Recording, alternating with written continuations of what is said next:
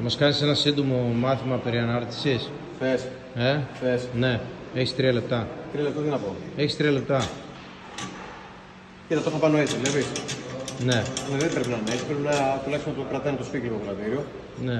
Εντάξει, όχι πάρα πολύ. Μπορείς να το φορτίσεις κανονικά μέχρι μισό πόντο περίπου. Να το λατήρι και το αυτοκίνητο. Τώρα θα πάμε εμείς στο μισό πόντο περίπου.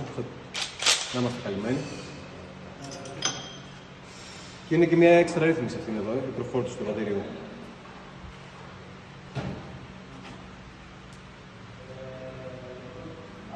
Τι αυτό ήταν. Αυτό ήταν.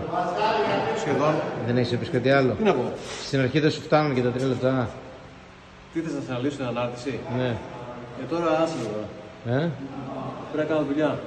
Πρέπει να κάνεις δουλειά. Να σώνω.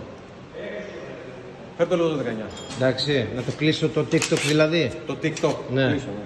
Κάτω TikTok.